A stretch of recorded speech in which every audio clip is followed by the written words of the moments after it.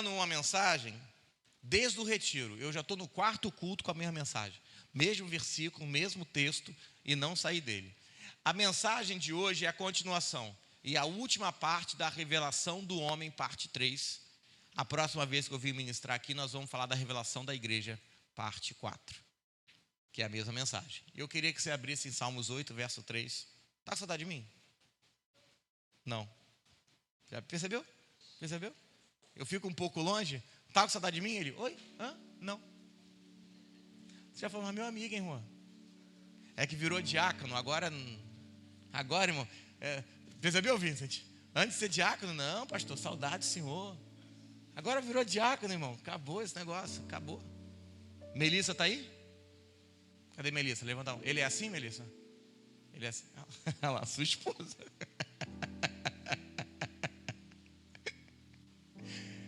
Mas por que você não está sempre aqui, não? É só de vez em quando, irmão. Me enviaram lá para o recreio. E eu venho agora. Peguei que semana retrasada, não foi? E vim para cá, e vou para lá. E vim para cá, e vou para lá. Pastor Júnior estava aqui de manhã. Pastor, cadê a vestura? Você quer seminário, irmão? Está estudando. Está escrevendo. Você quer seminário? Você quer vir para cá? Alguém tem que estar estudando, né? Mas semana que vem eu estou de descanso. Estou de folga. Pastor Júnior não está não, mas eu estou. Salmo 8, verso 3. Você me dá só um minutinho, porque meu computador travou, tu acredita? Olha, Salmo 8, verso de número 3. Abra sua Bíblia. O salmista faz uma declaração sobre o que é o homem. Eu tenho que entender algumas coisas no Evangelho. Se eu não me defino, todos vão me definir. Se eu não defino algumas coisas biblicamente, todos irão me definir. E nós vamos ter um problema. Qual o problema que nós vivemos na sociedade? É definição de pessoas, autodefinição. Então agora o salmista, no capítulo 8 de Salmos, verso número 13, faz uma pergunta fantástica sobre o que é o homem. Ele não pergunta quem é o homem. Você percebeu? Ele está perguntando o que é o homem. Para você que já escutou essa partezinha das outras mensagens, eu preciso trazer todo mundo para a minha mensagem. O que é o homem não é quem é o homem. E é fantástico que o versículo 13 diz, ao olhar as obras das suas mãos, eu vou ler o texto aqui, eu vou abrir o texto. Salmo 8, verso 3, você abriu, diga amém. Caiu alguma coisa aí.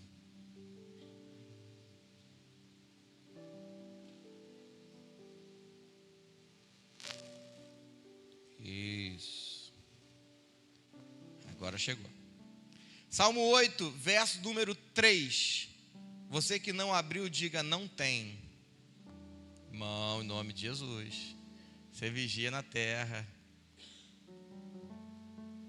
Quando contemplo os céus, obra dos teus dedos, e a lua, e as estrelas que estabeleceste, o que é o homem? Para que dele te lembres, e o filho do homem, para que ele o visites. Quando o salmista olhou para o céu, ele não perguntou o que Deus tinha para ele.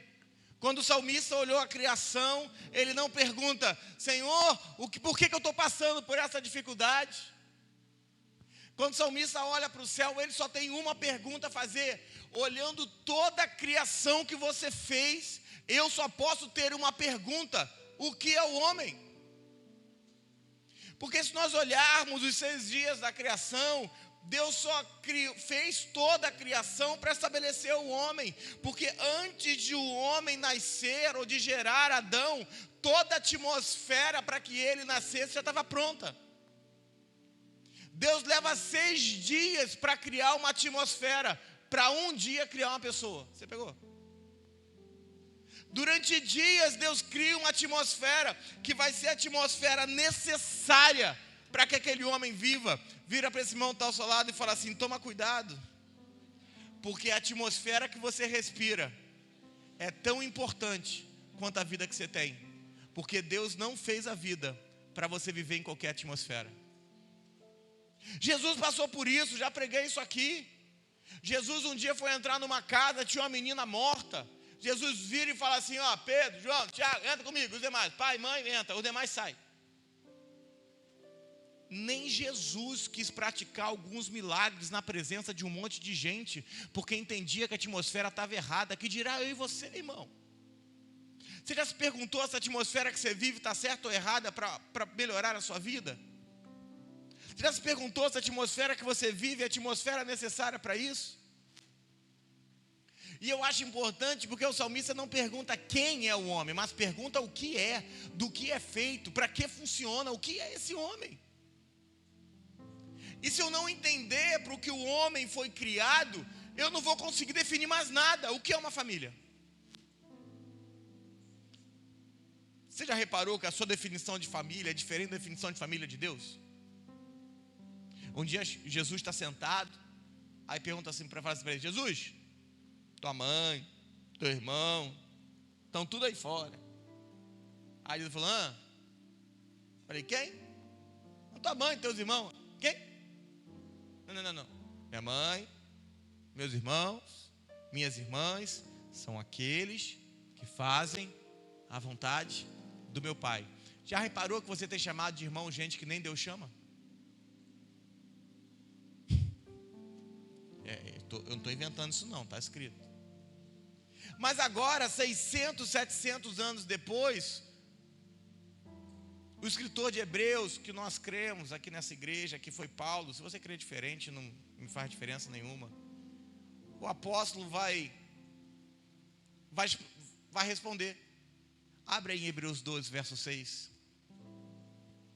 Nós estamos construindo, amém? Eu fui um pouquinho atrás, para estabelecer o pessoal que não estava nos 2 últimos cultos que eu ministrei, desde o retiro, para a gente caminhar.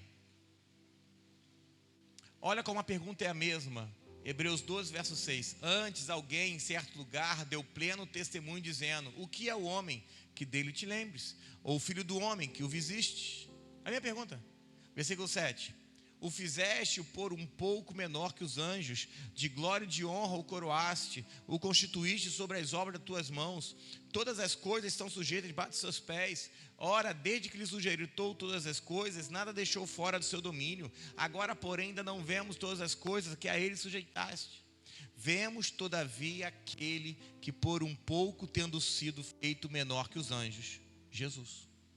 Vira para esse irmão que está ao seu lado e fala assim, para Deus, o homem é Jesus. E nada fora de Jesus é homem.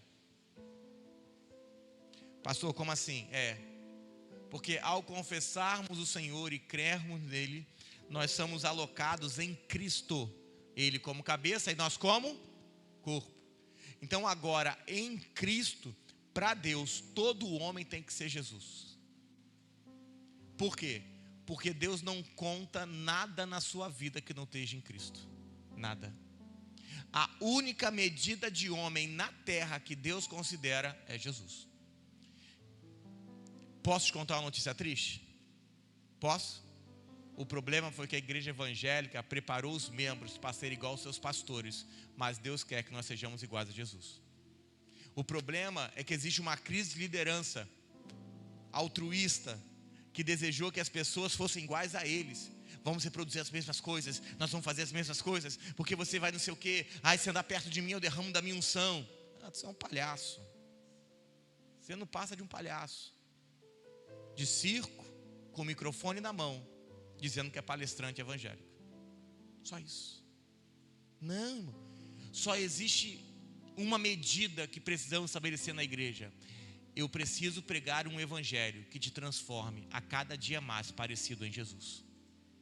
Nada fora disso é evangelho.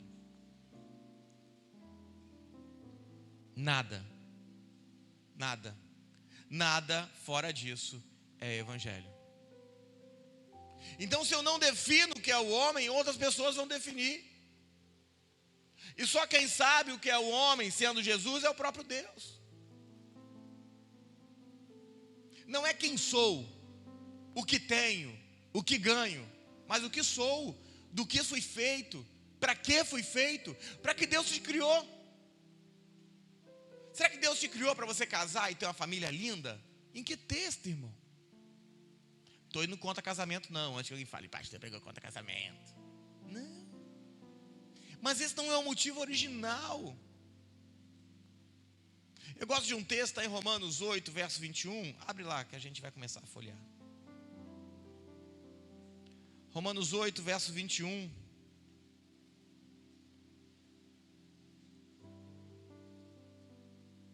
Diz assim, você abriu, diga amém.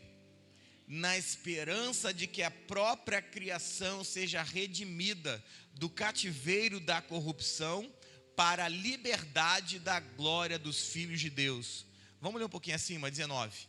A ardente expectativa da criação aguarda a revelação dos filhos de Deus. Fala assim, toda a criação está aguardando os filhos de Deus se manifestarem. Porque toda a criação responde a mesma voz desde a criação, mas já eu toco nisso. De acordo com aquilo que creio, parte da criação precisa de ajuste. Não, pastor, está tudo perfeito. Você tem coragem de falar isso? Algumas coisas não estão bem. Nós precisamos entender a criação como tudo que foi criado, inclusive os sistemas, os governos, tudo. E parte da criação está na mão de Deus, e parte da criação ficou na mão do homem. O homem foi colocado sobre a terra para governar a criação na terra. Eu vou dar um exemplo. Se você quiser mudar a lua de lugar, você consegue? Mas se você fizer um grupo de oração, e se você profetizar, a lua fica depois do sol, você consegue? Fala assim, porque a lua não é minha administração. Você consegue falar para o sol menos quente um pouquinho? Sim ou não? Não. Mas você consegue mudar uma árvore de lugar? Você consegue poluir um oceano? Você consegue formar uma casa de pedra? Então parte da criação está sob o seu domínio e parte da criação está sob o domínio de Deus. Qual é o problema? A parte da criação sob o domínio de Deus está intacta, mas a sob o domínio do homem está cada dia pior. E falta água, e a água poluiu, e dá ventania, e dá não sei o que, e agora mexemos no ecossistema. Então parte da criação, de acordo com Romanos 8 que lemos, ela por causa do homem também ficou sujeita à escravidão do pecado, mesmo sem ter pecado. É por isso que ela diz que a ardente expectação da criação aguarda ansiosamente a manifestação dos filhos de Deus. Isso é tão sério, tão sério. Tem algum fazendeiro aqui? Fazendeiro, levanta a mão. Eu sempre pergunto, porque um dia eu vou encontrar um para a gente ir lá fazer uma visita na fazenda dele. Mas enquanto eu não estou em Goiânia, a gente só está no Rio de Janeiro, não tem fazendeiro. No dia que alguém levantar a mão, eu vou ficar sem graça. Mas eu vou continuar a piada e falar, vamos lá amanhã. Presta atenção. Se você preparar a terra, tem terra que vai dar mais do que outra, sim ou não? Você imagina como não era a terra do Éden, irmão. Eu já falei isso aqui, imagina, que loucura. Se tem terra que dá 100 por 1, no Éden, o Adão comia uma manga, jogava um caroço, nasceu uma mangueira automaticamente. Você tem que viajar nas demências. O Adão foi dar nome para os peixes e andou sobre as águas. Pastor, que é isso?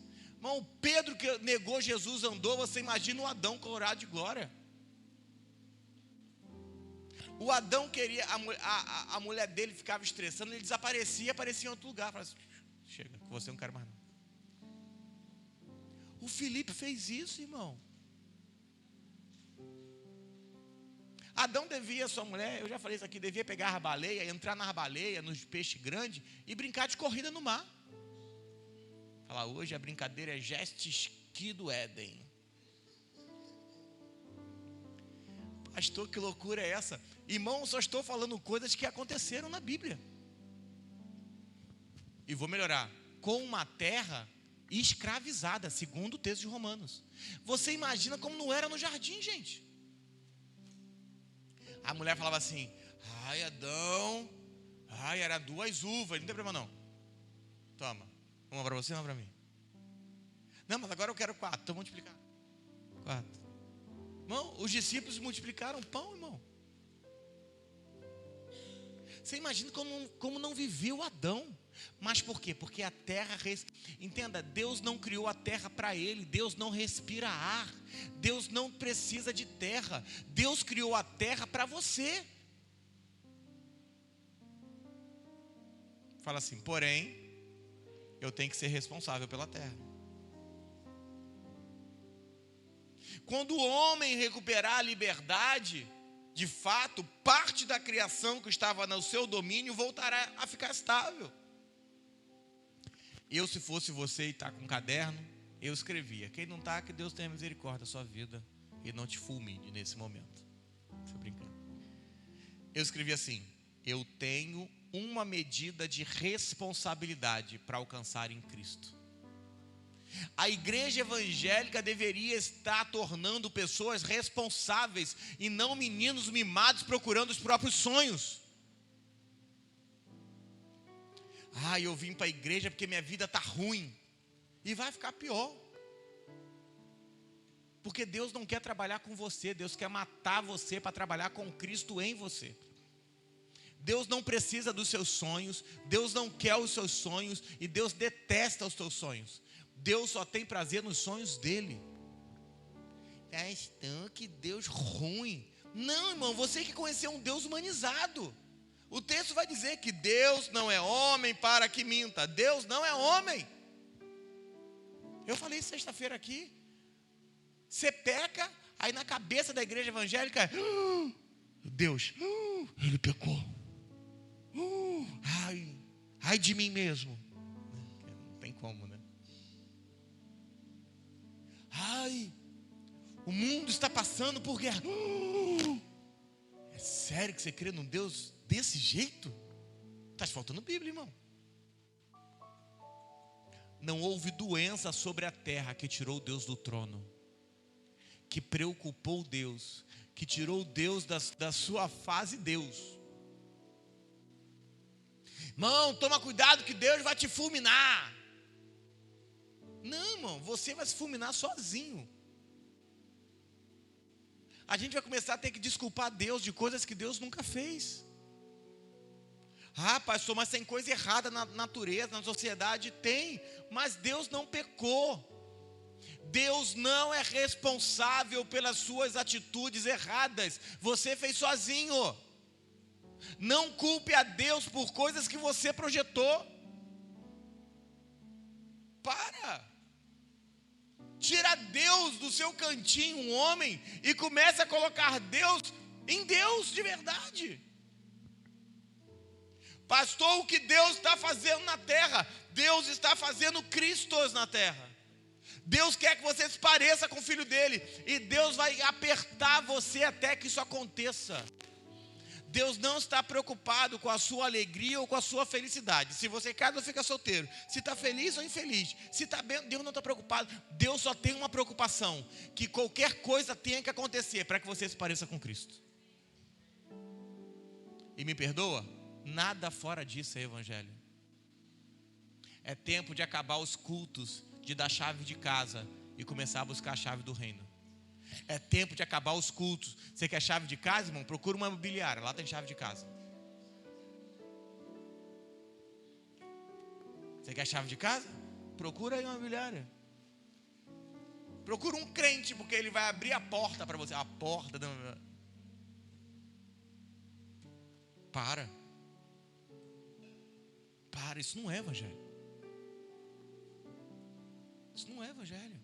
Eu não prego um evangelho para você morrer e ir para o céu, até porque você nem vai para o céu quando morrer. Eu gosto do Lázaro, eu sempre faço essa piada e ela nunca perde a graça. Lázaro um dia chegou diante de Deus e falou: Senhor, ainda bem que eu vou morar no céu. Ele falou: não vai não. A Nova Jerusalém tem que descer, meu filho.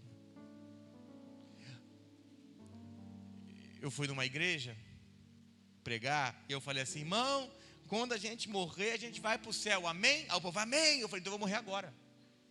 Não, eu falei: então nem você sabe o que você está vivendo. Já que é para o céu, vamos para o céu agora, irmão, eu quero ficar na terra.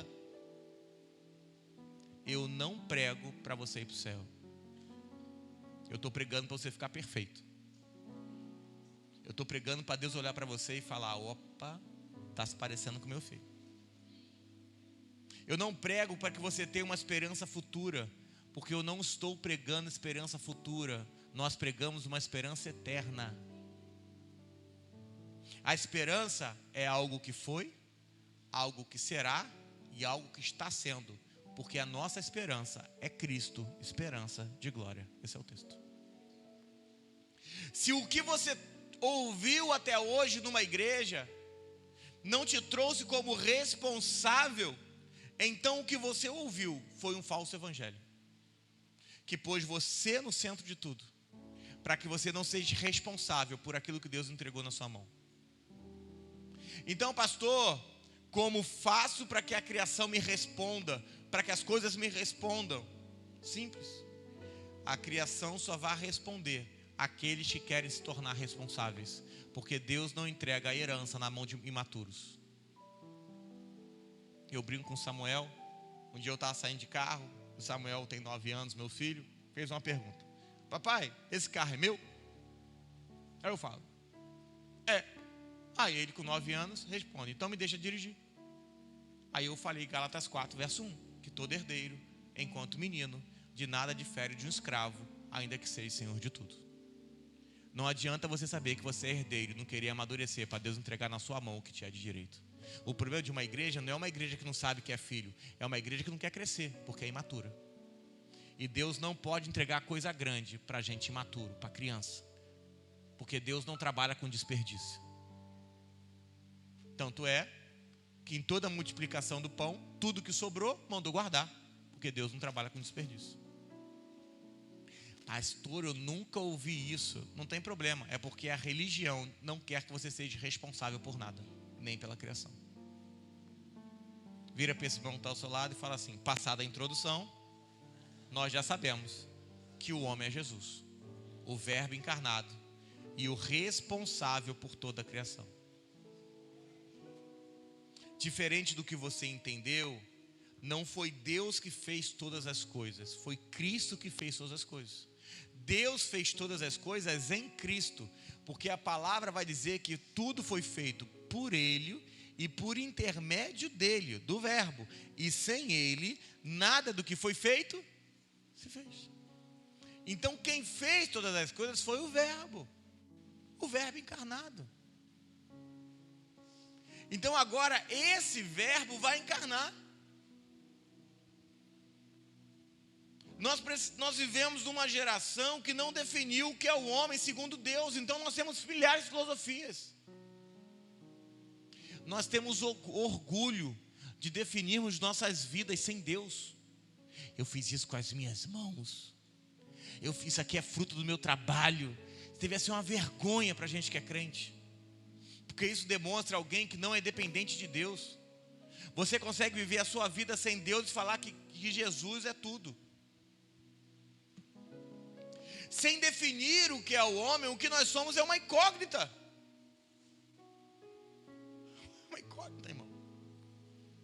E essa incógnita pode definir versículos, mas todas as definições estão com erro, porque parte de um erro não definido o que é o homem. O que é a família para você? O que é casamento para você? O que é o marido e mulher para você? Para Deus é Cristo e a noiva. O que é casa? O que é igreja?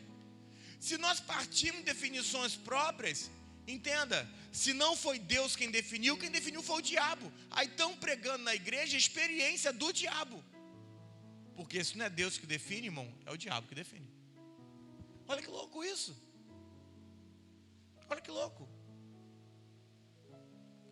Se eu não definir o que é o homem segundo Deus, eu não vou definir o que é um crente, o que é um filho, porque toda definição depende disso. Escreva: Jesus é a única medida humana que Deus deu. Tanto é que toda a criação responde a Jesus. Um dia Pedro está pescando, não pescou a noite toda. Jesus dá uma direção, os peixes pulam para dentro do barco. Que loucura é essa? Jesus acalma a tempestade. Por quê? Porque toda a criação aguarda ansiosamente a manifestação dos filhos. Jesus multiplicou pão. Jesus desapareceu no meio de pessoas. Quando Jesus morreu, noite virou dia, o templo se arrebentou. Porque toda a criação responde a Jesus. Jesus não veio escrever uma história para você ler, mas mostrar um homem que era a medida segundo Deus. Era como se a gente falasse assim: eu preciso ir para que nasçam homens com a mesma vida que eu. O que é ser cristão? Ser cristão é a reprodução do homem que Deus fez. Ser cristão deveria ser a reprodução do homem na exata medida que Deus criou. O problema é que me deram um evangelho para eu ser feliz, para eu morrer e ir para o céu. Não, nessa casa eu prego para que você seja a imagem de Cristo na terra. E não creio que nada diferente disso seja evangelho. É por isso que quando olhavam, os discípulos falavam, daí vem o nome de cristãos, olharam ele e falavam assim: nossa, você parece com ele, você parece com aquele que morreu. O que é um homem? Para a maioria das pessoas, o homem é uma incógnita. Tem algum professor de matemática ou engenheiro aqui? Levanta a mão. Então eu falo o que eu quiser. Não, você está na mídia. O que é uma incógnita? Eu vou melhorar. Escreve assim: o homem é uma equação. O que é preciso para resolver uma equação? Para resolver uma equação, nós precisaremos achar o valor do x. Matemática, matemática, matemática, matemática. E o que não pode faltar numa equação é um símbolo. A, x. Eu vou dar um exemplo só para quem estudou. A mais 2 é igual a 5. Então A é igual a... Senhor, me ajuda. Me ajuda, Senhor. Eu creio na sua misericórdia. Eu vou de novo. Senhor, tem misericórdia do seu filho. Eu estou tentando pregar só o evangelho, mas caí na matemática hoje. A mais 2 é igual a 5. Então A é igual a 3. Louvado seja Deus. E as palmas louvam o Senhor. Então a incógnita é definida. Fala assim: porque toda equação serve para definir uma incógnita. Então toda equação é pensada para resolver uma incógnita. Porque a incógnita tem um valor desconhecido. E o que não pode faltar numa equação é o símbolo de igual. Por quê? Porque toda incógnita tem que ser igual a algo. Então a questão que nós temos que trazer hoje é: se o homem é uma incógnita não definida, ao que ele é igual? Será que o homem é igual a um pastor famoso? A um homem muito inteligente que curou pessoas? Alguém que prega muito bem o evangelho? A um pai de família que trata seus filhos?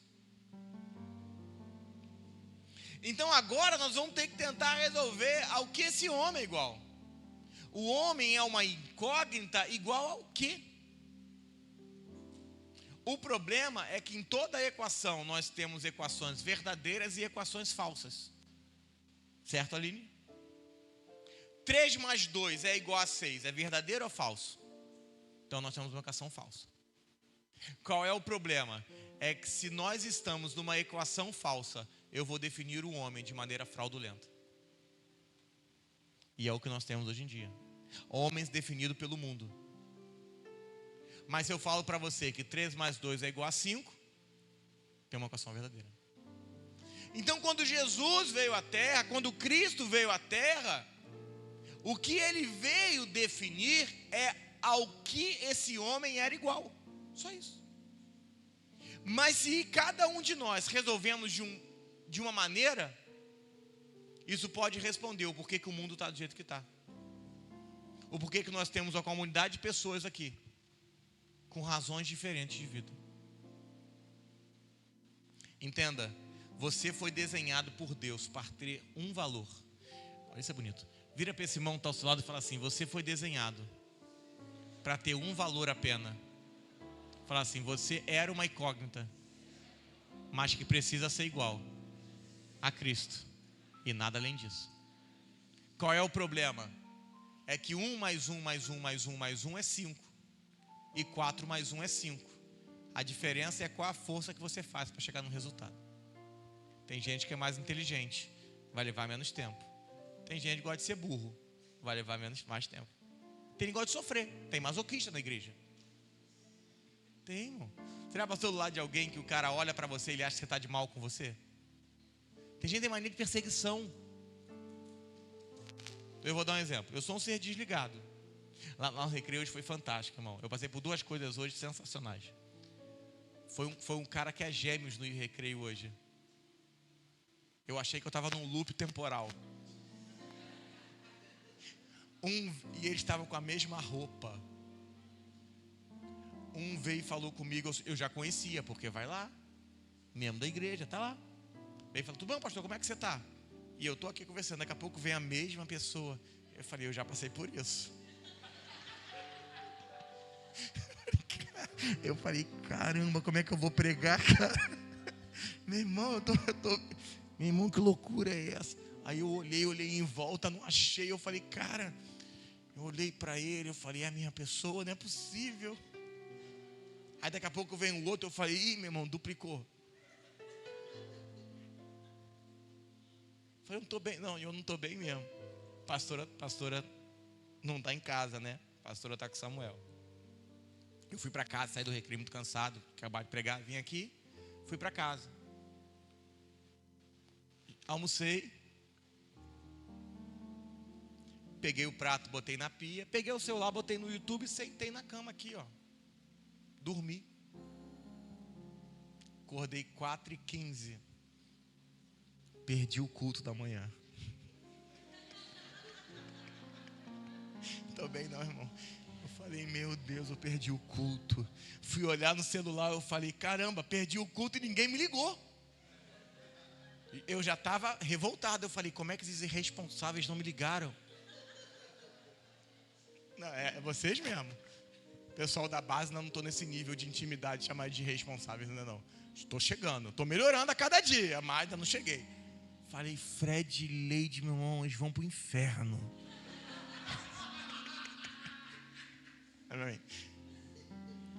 Aí quando eu vi mensagem 3h30, 3h40, 3h30, eu falei: que loucura é essa?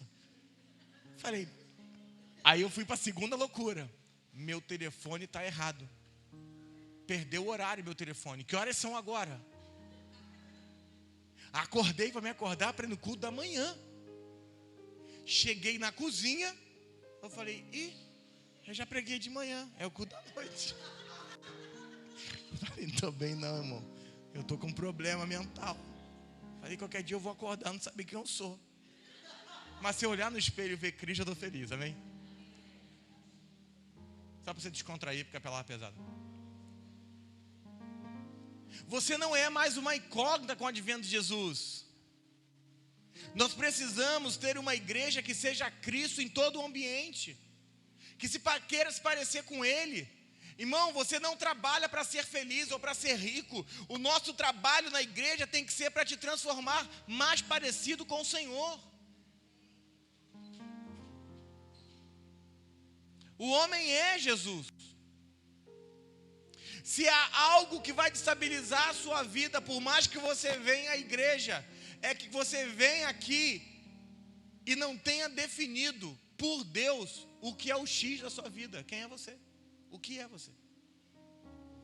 Se alguém já definiu o que você é, você nunca vai conseguir estabilidade na vida. Porque você é a criação de Deus, amém? Foi Deus que definiu você. Você não pode ser definido por pessoas. Quando Jesus vira para os discípulos e pergunta assim: o que dizem os homens que eu sou? Aí eles falam assim: uns, João. O que ele estava fazendo qual é o X da equação? Aí vão falar João. Outros, o Elias. Outros, um do profeta. E aí ele vira para o Pedro e fala assim: e agora? E vocês? Aí Pedro fala: tu és o Cristo. Mas ele estava olhando o Jesus. Foi a primeira vez que Jesus ouve: tu és o Cristo, de um homem. Aí ele fala: impossível você falar isso. Não foi carne nem sangue que te revelou, mas o meu Pai que está no céu. Tanto não foi que 5 minutos depois Pedro é chamado de Satanás. Então fica tranquilo, se o seu líder, ele te elogia e depois te chama de diabo, é tudo normal, ele está no patamar do Senhor. A igreja é tão mimizenta que a igreja não aguentaria o discipulado de Jesus. Não aguentaria. Um dia chegam para Jesus e falam assim: Senhor, foi todo mundo embora. Jesus fala assim: e vocês também querem ir? Jesus era fantástico, irmão. Irmão, Jesus era de uma doçura, irmão, que me espanta. Jesus, todo mundo foi embora. Vocês também querem ir? Pode ir embora, tchau. Pedro fala assim: Jesus não precisa morrer não. Para trás de mim, Satanás. Irmão, se eu te chamar de Satanás, você nunca mais voltava. Pastor, me chamou de Satanás. É que você prefere se chamar de amigo. Mas o Satanás, para o Pedro que Jesus chamou de Satanás, entregou a chave do reino. O amigo ele chamou de Judas. Você escolhe quem você quer ser. Quer amiguinho? Ao não entender, ao não definir o X, a serpente pode mudar a sua cabeça. E o nível de serpente mais perigosa é a que opera no homem, nós mesmos. A incógnita chamada homem só pode ser definida por Deus. E o homem é Jesus.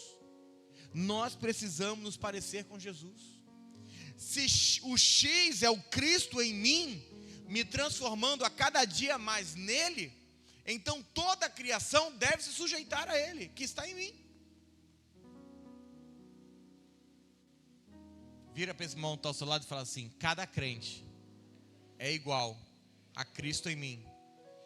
E a equação resolvida move toda a criação a meu favor.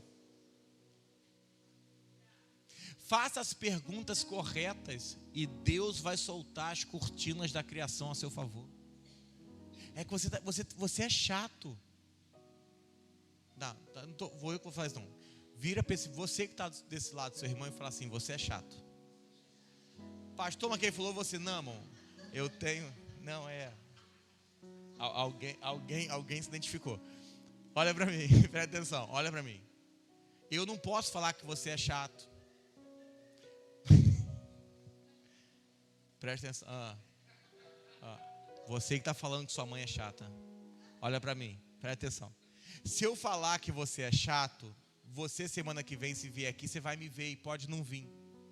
Se esse irmão falar que você é chato, você troca de lugar. Você não vai olhar para a cara dele não, sai de perto dele. Então vira para esse irmão que está ao seu lado e fala assim: você é chato. Não, tá. Se é seu irmão e seu parente, fala com vontade, eu estou te dando a liberdade. Vai, olha bem no olho, olha no olho, encara essa pessoa que está ao seu lado, encara, fala para ele: chato. Foi libertador, não foi? Fala: eu estou liberto.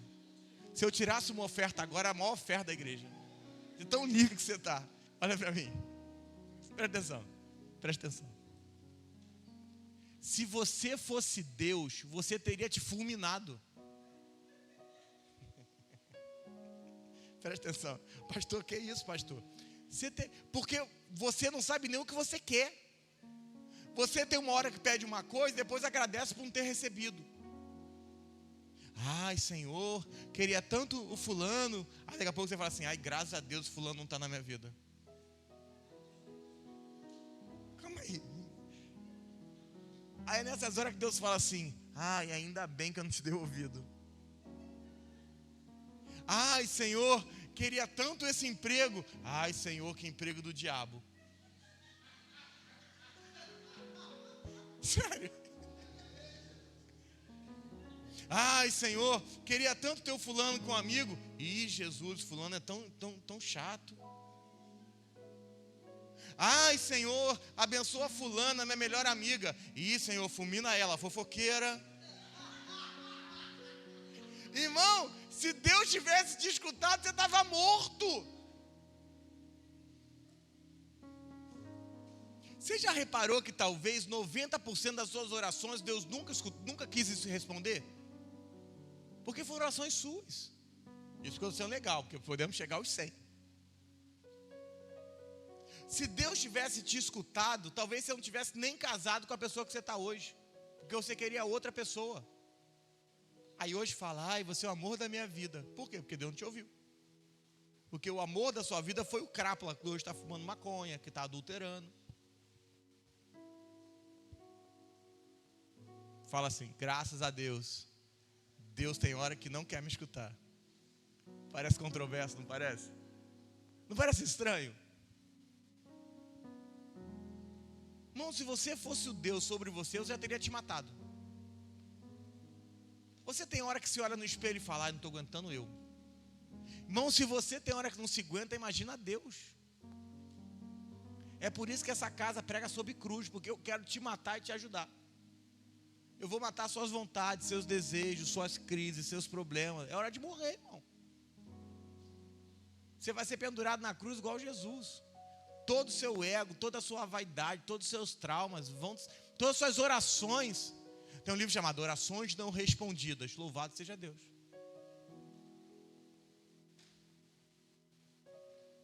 Se você fizer a pergunta certa, Deus vai te responder.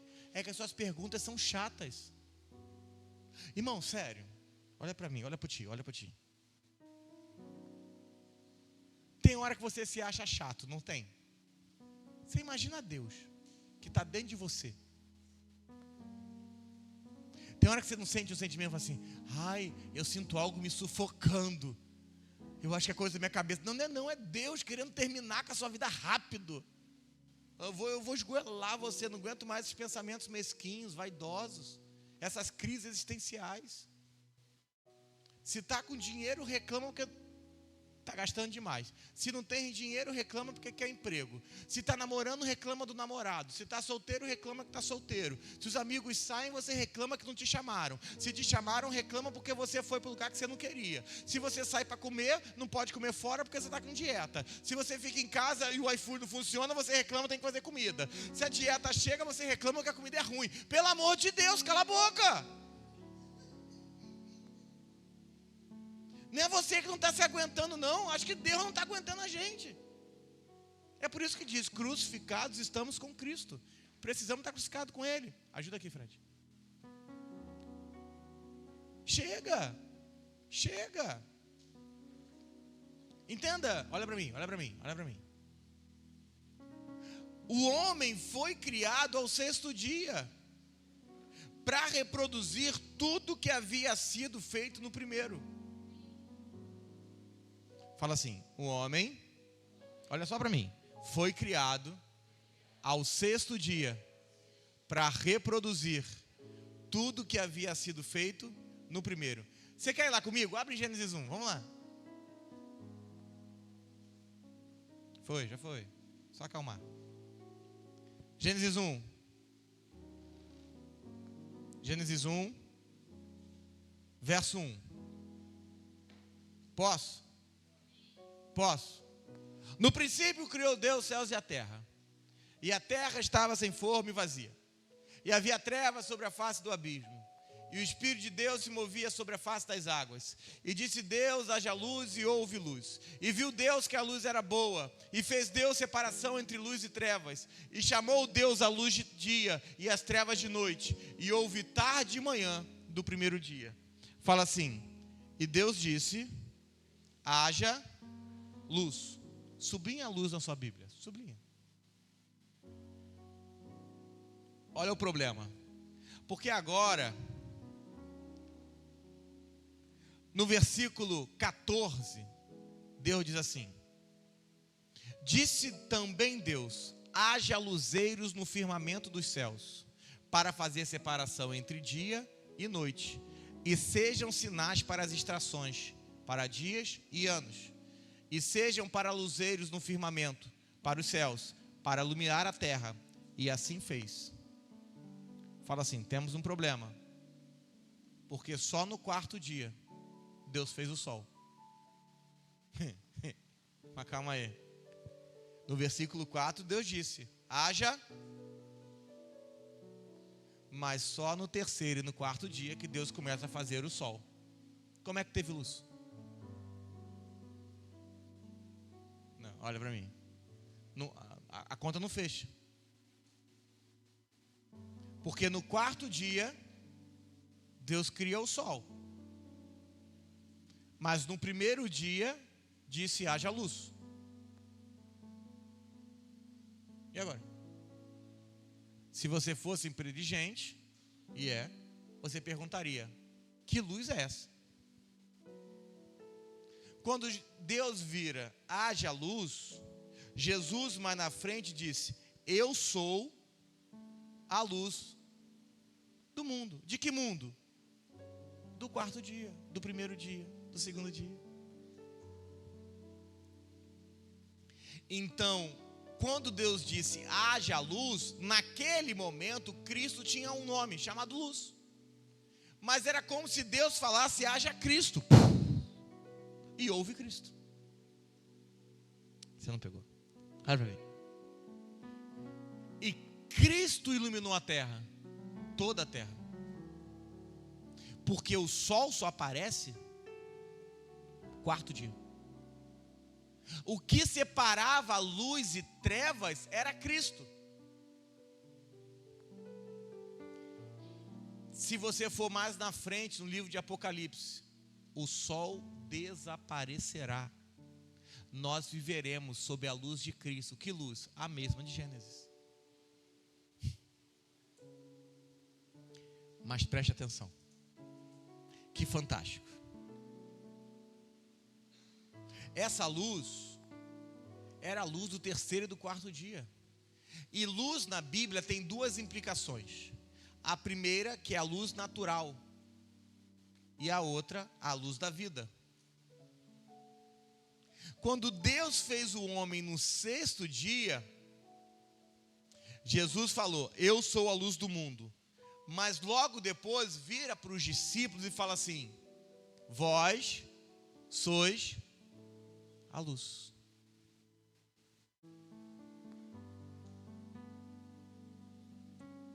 Então, quando Deus faz o homem, Deus tem algo na sua mente muito definido.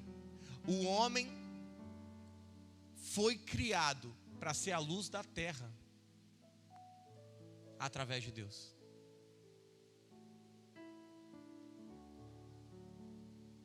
Tanto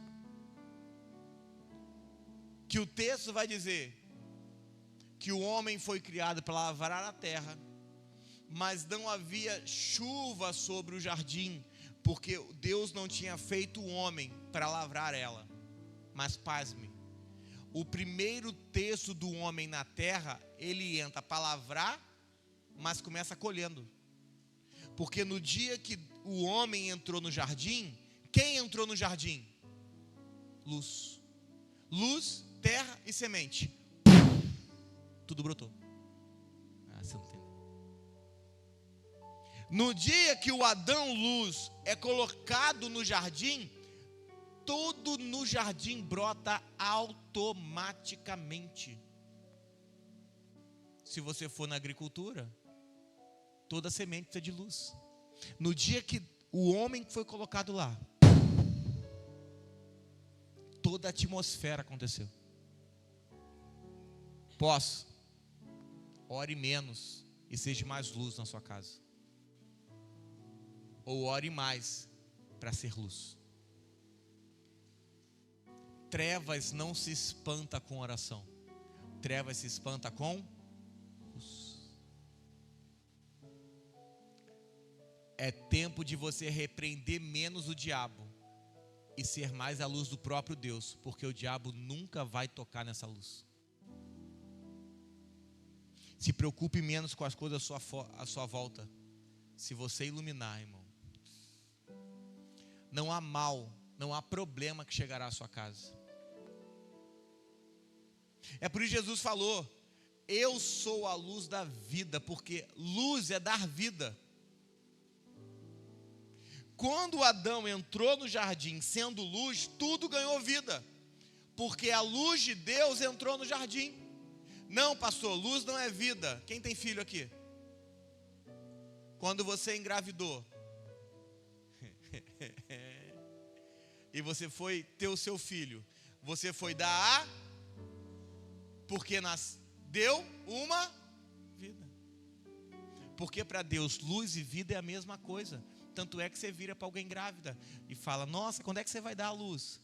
Porque no dia que aquela mulher der a luz, ela vai tirar dela uma vida. Quando o apóstolo Paulo diz que outra vez sinto dores de parto, a vontade do apóstolo Paulo é que pessoas tenham saindo dele para iluminar, para dar luz. Paulo não queria tirar cristãos de dentro dele, vou chamar assim, discípulos, e sim seres iluminados, que iluminassem toda a terra. Jesus não comissionou aqueles homens a pregar um evangelho simples. Ele falou: irmão, é impossível esconder uma candeia debaixo de uma mesa. Não tem como. O problema é que nós criamos discípulos anônimos. Gente que sabe nem o que é. Sabe por que o mundo está do jeito que está? Porque aqui na igreja nós pregamos sobre fogo, mas lá fora a gente se mistura com o mundo. O que adianta crente domingo e ímpio na segunda-feira? O que adianta crente domingo e mentiroso na terça? O que adianta crente domingo e na quarta-feira fazendo negócio fraudulento para ganhar dinheiro? O que adianta? Que igreja é essa? Que igreja é essa? Ah, pastor, mas eu tenho uma vida secular. Assinado Satanás, você não tem vida secular. A sua vida é toda espiritual. Você vai casar, diga amém. Ou você é casado, diga amém. O seu marido vai ser espiritual, ele é espiritual. Se ele não for dar dor tapa nele agora, fala: se torna espiritual. Você tem filhos, seus filhos têm que ser espirituais. O seu trabalho é espiritual. Não, pastor, trabalho é trabalho, igreja é igreja. Que bodega é essa? Que negócio é esse, irmão? Então você tira Cristo de você para fazer negócio errado? Então a terra estava desordenada e vazia. O que Deus fez? Deus submergiu toda a terra na luz, em Cristo. Escreva: quando a terra estava desordenada e vazia, Deus submergiu a terra em Cristo. Não, isso é fantástico.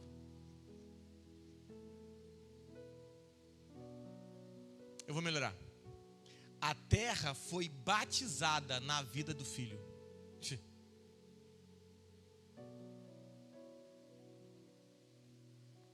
Essa palavra, haja luz, luz, é a palavra doador de vida. Olha que fantástico, irmão. Deus não quer organizar a sua vida. O que Deus faz com todo desordenado e vazio é banhar no Filho dele. Deus quer te batizar em Cristo, te banhar em Cristo. O que é batismo? Batismo é submergir na vida de Cristo. Então a terra que estava desordenada e vazia, agora tinha a vida do Filho. Desordenado dá uma ideia original de uma mulher que foi esvaziada de órgãos reprodutores. Olha que forte isso.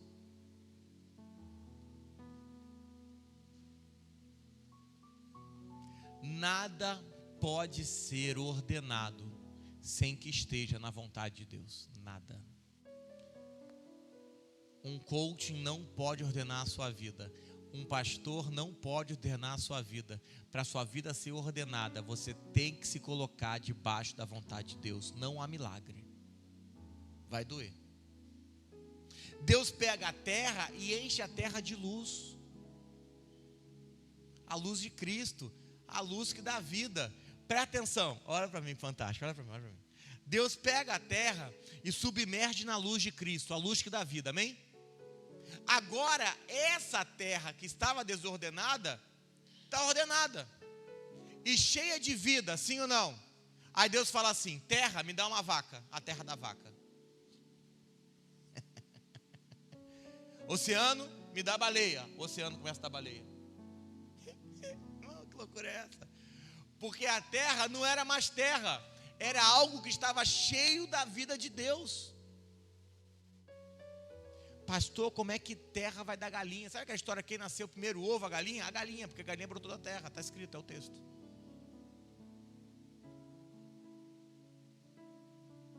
A terra estava cheia de vida. Estava tão cheia de vida que deu um Adão. Terra, agora dá Adão. Mas se a terra não responde, é porque está faltando a vida do filho na terra. É por isso que diz o texto assim, que vai ter semente que vai cair em espinho, semente que vai cair em pedregulho, semente que o mal vai vir pegar, mas tem uma semente que vai cair em boa terra. Fala assim: eu sou a terra. Se você está cheio da luz de Cristo e cheio da luz que é vida, tudo que Deus declarar sobre a sua vida vai se cumprir. E sem força. Sem força. Nada criado pode obedecer a Deus sem Cristo. Escreva: X é igual a uma vida com Cristo. Então, quando Deus cria o homem, Ele cria o homem para que o homem fosse a medida de luz que dá vida sobre tudo que foi criado na terra. Olha que fantástico. O homem é uma medida de luz que dá vida para tudo que foi criado na terra. Ao Deus criar o homem, Ele cria o homem como uma lâmpada no meio da escuridão. É por isso que Jesus é o Senhor de tudo, porque se eu acender uma luz no meio das trevas, aquela luz vai virar Senhor de tudo. Todo mundo vai olhar para ela. Sem luz nada planta, nada colhe, nada brota. Você foi criado para ser uma medida de luz capaz de doar vida. Eu repito. Você foi criado como uma medida de luz para ser um doador de vida. E quando eu resolvo essa incógnita sobre o que é o homem, coisas que estavam mortas e complicadas começam a gerar vida. Não porque você é cristão, mas porque tudo tem que obedecer a essa luz. Se há luz, há vida. Se há luz, há crescimento. Mas nós tínhamos um problema. Pergunta. Deus criou o homem e o homem foi feito uma alma vivente. O texto oriundo do original, ele vai dizer que o homem nasceu para ser um ser respirante. Então, o Adão era uma incógnita e o único que podia definir o Adão era Deus. Mas para isso, Deus precisava tomar uma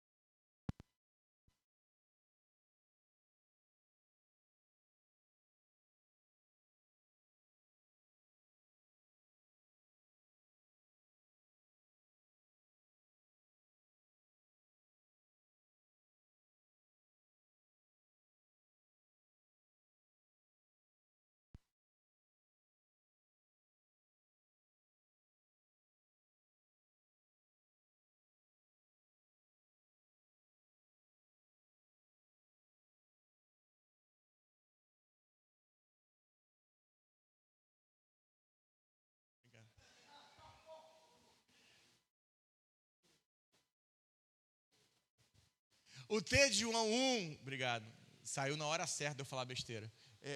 O texto de João 1, verso 4, vamos abrir. João 1, verso 4.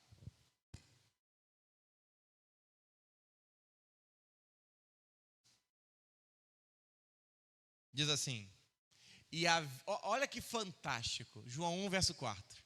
E a vida estava nele, e a vida era... Vai lê que é fantástico. Para você não achar que eu estou pregando heresia. Fala, e a vida estava nele, e a vida era luz. Fala, a vida era luz. Então faz assim. Vai. Fala, o Adão nasceu para respirar a vida no Espírito. Mas o Adão nasceu para ser um ser respirante.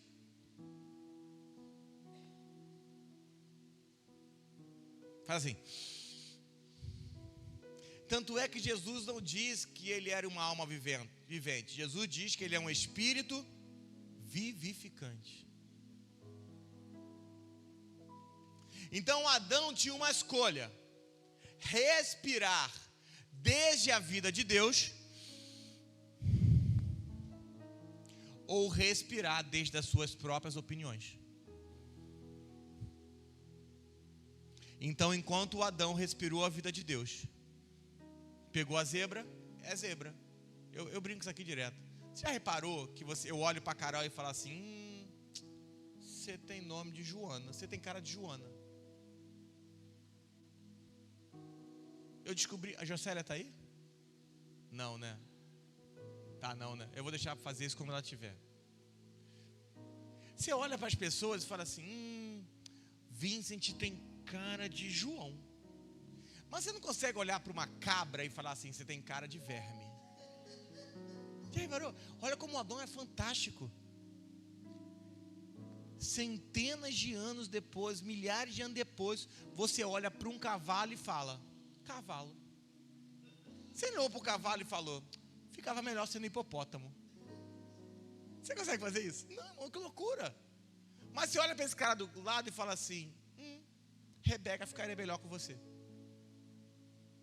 Quem já passou por isso? Ela. Olha que loucura. A capacidade do Adão.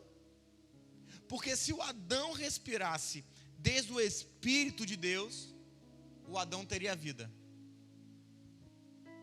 O problema é que a concepção do Adão original é ser um ser que respira. Mas o Adão deveria ter escolhido só respirar a natureza de Deus. Mas um dia o Adão resolveu respirar uma natureza que não era de Deus. Tem alguém aqui que tem oficina mecânica? Que conhece de carro? Alguém que conhece de carro? Levanta a mão. Levanta a mão, quem conhece de carro? Tá. Não, mulher não levanta a mão, não. Nem tenta. Nem tenta, baixa a mão. Não, para. Porra. Tá. Tem algum homem aqui que conhece de carro? Levanta a mão. Pronto.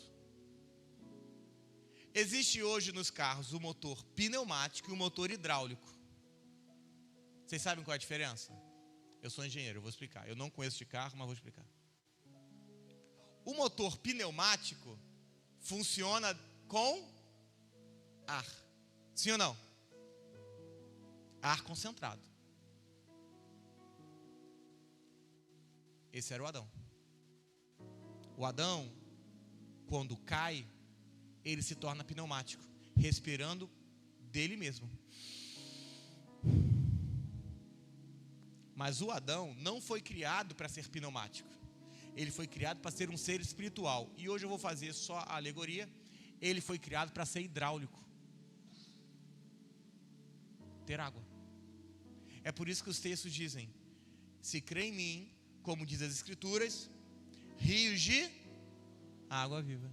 É por isso que Jesus falou, eu sou a água. Quem beber de mim jamais terá sede.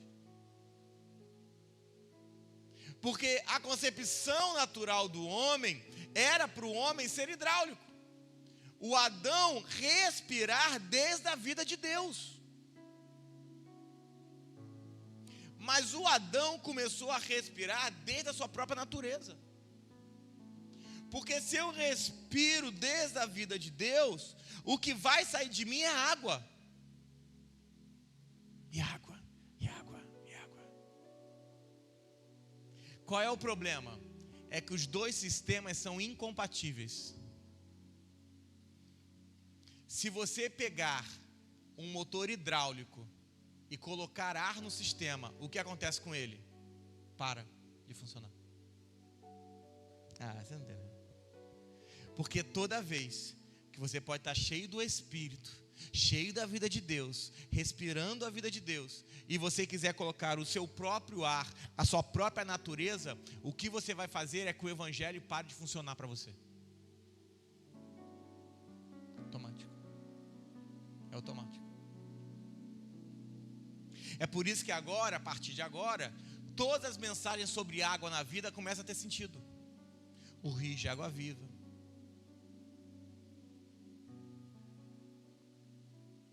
Você até começou a sua vida quando bebê respirando ar, mas precisa terminar a sua vida vivendo por água.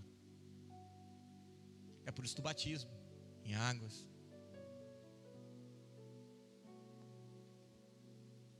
Jesus vai a um casamento. É fantástico. Aí fala para ele assim: Jesus, acabou o vinho. Aí ele fala assim: traz para mim cântaros. E trouxeram os cântaros. E os cântaros estavam? Não está vazio. Os cântaros estavam cheios de ar. Aí Jesus fala assim: vamos tirar esse ar do sistema? Me traz água. Porque você pode até querer respirar por vontade própria e achar que você está vazio, mas Deus vai colocar água no sistema para que você respire e viva apenas pelo Espírito de Deus. No primeiro milagre, Jesus está dizendo: você é esse cântaro cheio do seu próprio ar. Fica tranquilo que desse vaso vai correr rio de água viva. Você sabia que aquela água não foi qualquer água que foi colocada? Você sabe o que é água viva? É a água da chuva. Você sabe quais águas que encheram aqueles cântaros? As águas vivas. Você não entendeu. O que Jesus estava ensinando é o que ele pregaria mais na frente: que de ti fluirão rios de água viva. Então entenda, querido, você hoje pode ser só um vaso cheio de ar da sua opinião própria, mas o que Deus quer fazer você é encher você com a água do Espírito, com a vida do Espírito, para que a sua opinião não valha de nada e de ti fluam rios de água viva. Fala assim: eu começo respirando, mas termino cheio de água. Você não é um ser respirando situações adversas, mas dentro você tem a pressão de Deus. O homem é um sistema que se enche da vida de Deus.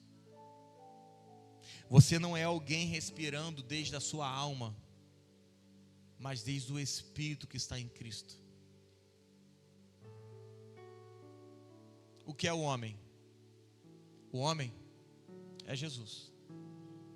A equação para definir o homem, o apóstolo Paulo definiu: já não vivo eu, mas Cristo vive em mim. Definir essa incógnita é definir que a serpente não entra mais nos seus pensamentos. O homem é uma incógnita que devemos nos tornar iguais àquele que nos amou. Jesus não me amou para eu ser um seguidor.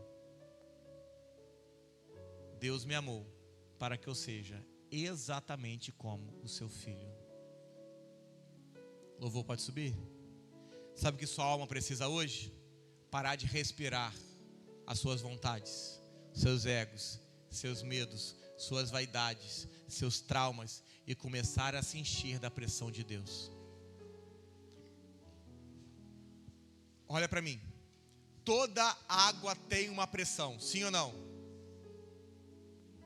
Olha para mim, olha para mim. Toda água porta uma pressão, sim ou não? E se eu retiro a pressão, o que eu tenho? Uma D? Você sabe o que é uma depressão? Alguém que está vivendo pela sua própria alma, pelas suas próprias vontades, pelo seu próprio querer, pelos seus próprios traumas, porque saiu da pressão da vontade de Deus. Talvez para você que estudou um pouco menos, não faça muito sentido, mas toda vez que você viver pela sua vontade, você pode estar se aproximando de uma depressão, porque está te faltando a pressão do Senhor. Vira para esse irmão que está ao seu lado e fala assim: eu estou cheio de Deus. Se não estou, vou ficar. E se você entender isso, você do meu lado não vai continuar a mesma pessoa, porque o que não vai me faltar é vida, para gerar vida em todo aquele que eu encostar. Hoje eu termino o texto dizendo que você tem uma responsabilidade. Come de vida, come de luz. Hoje eu vim pregar para você ser cheio, porque Romanos 8, 28, 29, e eu prometo que é o último texto de hoje, diz assim: 8, 28. Estou me preparando para ir para fora, como se eu quisesse. Romanos 8, 28, para você que não fala inglês. E sabemos que todas as coisas cooperam para o bem daqueles que amam a Deus. Fala assim: eu sei que tudo coopera. Fala: eu sei que tudo coopera para o bem daqueles que amam a Deus. Fala assim: sabemos. Se você sabe, por que reclama? Você não sabe? Está escrito: sabemos que todas as coisas cooperam para o bem daqueles que amam a Deus. Se ama a Deus, diga amém. Se você o ama, por que você reclama quando algo acontece? E daqueles que são chamados segundo o seu propósito, desígnio.